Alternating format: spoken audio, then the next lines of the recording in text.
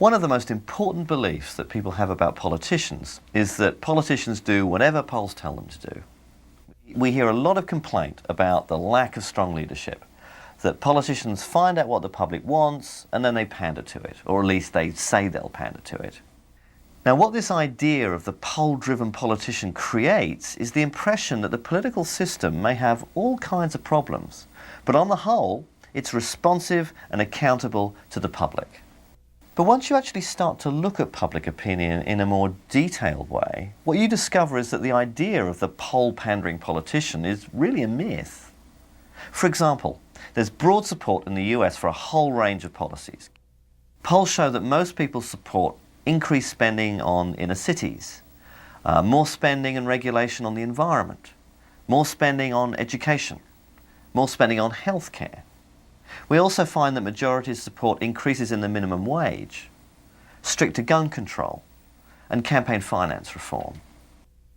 In other words, if politicians really were poll-driven, then they'd be in favour of a whole range of liberal or left-wing policies, when in fact they're not.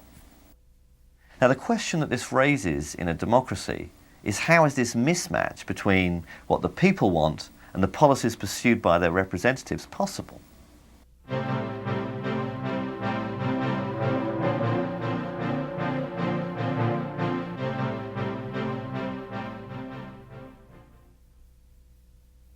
So, how do we explain this contradiction between the myth that politicians reflect the public and the reality that on most economic issues they actually ignore public opinion? Well, let's look at how the news media covers public opinion. When the media report on polls, what they're actually doing is telling a story about what public opinion is rather than just reflecting it. They're constructing how we understand public opinion. And the news media have a lot of power here because they choose what questions to ask and what questions not to ask. Ordinary people's opinions usually only count in as much as they respond to that conversation. Media influence on public opinion has been studied for many years now. We know, for example, that the media often play what's called an agenda-setting role. Public concern about issues tends to follow media coverage of those issues rather than any changes in the real world. A few years ago, the degradation of the environment, issues like global warming, destruction of wilderness and chronic air, water and soil pollution, started to get a fair amount of media coverage. Accordingly, polls suggested this was one of the most important issues for most people. But then the news media started to lose interest. And even though most of the environmental problems have actually become worse since then, polls showed public concern decreasing.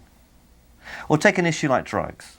Over the last 2 decades, public concern about drugs has gone from 3% to over 50% and back to 3% in polls. And those shifts have absolutely nothing to do with the scale of the problem and everything to do with the volume of media coverage.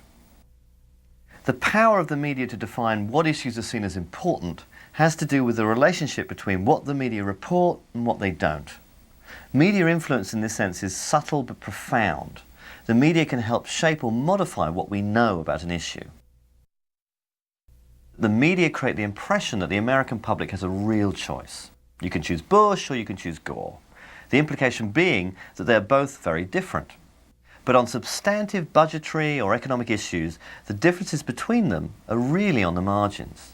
Both leading Democrats and Republicans support a privatized healthcare system, they support corporate-backed global trade agreements, they support maintaining a Cold War defense budget, and they generally favor the interests of big business.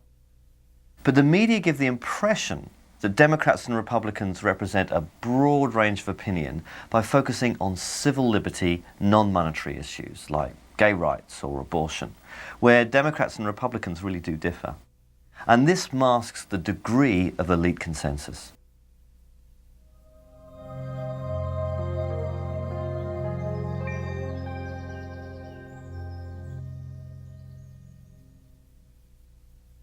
It's interesting to look back and see what people thought polls would be used for when they were first being developed.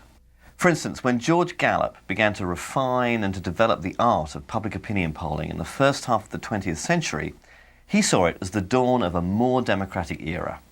For him, the technology of the opinion poll meant that the public's input into the political process wouldn't be limited any longer to an election every few years.